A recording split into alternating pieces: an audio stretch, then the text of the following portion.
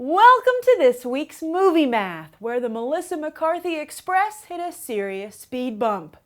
Yes, it would seem that despite incredibly strong buzz and reviews for Spy, audiences simply couldn't get over the bad taste left in their mouths from her previous films, especially Tammy. Now, obviously, McCarthy and Feig hoped Spy would be a palate cleanser, but apparently no such luck as the comedy seriously underperformed at the box office. Expected to come in at around $40 million, it barely managed to get $30, which has got to shake many suits in Tinseltown to the core, who've already invested in McCarthy's supposed star power. Who's Sony gonna call? Bill Murray, to beg him to reconsider returning to Ghostbusters once more. I mean, while many of us felt a lot better about Ghostbusters creatively after having seen Spy, written and directed by Paul Feig, who will do the same for the Ghostbusters reboot with McCarthy once again starring, these box office numbers are awfully sobering from a business perspective. And if Jason Statham was stalling his Daredevil deal in the hopes of getting a bigger payday post-Spy's debut, it looks like now he'll have to take whatever Marvel and Netflix are offering. In fact, don't be surprised if the bullseye signing is announced any day now, as Statham and his team will be scrambling to secure his future, which once again seems questionable.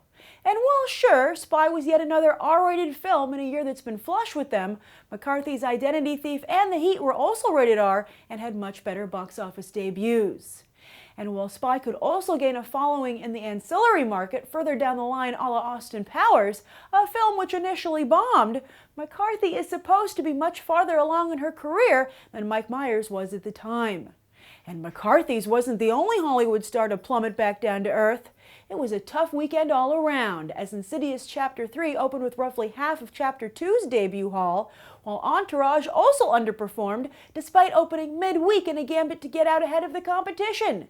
And while surely nobody expected Vincent Chase to open as big as Carrie Bradshaw, it does appear that the Entourage fantasy of movie stardom will remain just that, a fantasy. Nevertheless, Warner Brothers is still gung-ho on HBO's big screen prospects, especially with the fansational Game of Thrones waiting in the wings. President of Domestic Distribution Dan Feldman even name-checked the show while discussing Entourage's numbers with the industry trades.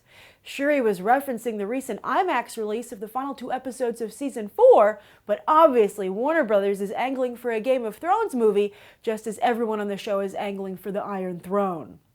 As for the rest of the box office, San Andreas had a respectable drop in its second weekend, dropping just 1 spot despite the onslaught of new releases. Pitch Perfect 2, Tomorrowland, and Avengers Age of Ultron also all dropped about 50%, while Aloha nearly dropped out of the top 10 in only its second weekend. But all eyes were on Mad Max Fury Road, as fans hoped to see its box office numbers climb high enough for a sequel. Industry insiders are equally curious, and the Hollywood trades took note when the ambitious and expensive actioner passed the $300 million mark worldwide over the weekend. Now, as I've said before, Mad Max Fury Road needs to top $400 million for sequel consideration, as that's the point where it will at least break even for Warner Brothers.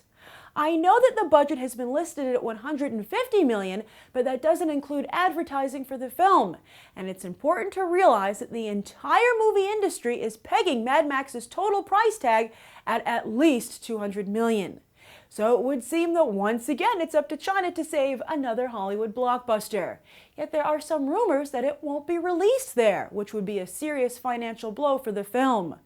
Just a refresher, China only accepts a limited number of foreign releases each year, and they favor foreign films which have Chinese participation. That's why an increasing number of Hollywood films not only have scenes set in China, but also have Chinese co-financing.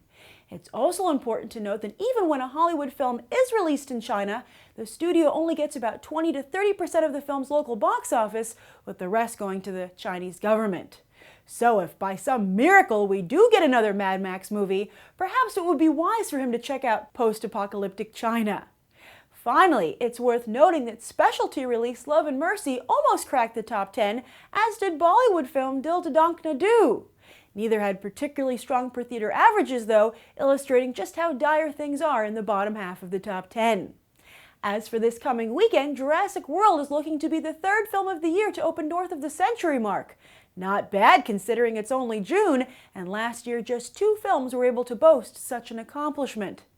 And that's the weekend box office, breaking down Tinseltown. I'm Grace Randolph, and we just did some movie math. As always, thanks for watching, and I hope you'll go beyond the trailer for these other top movies.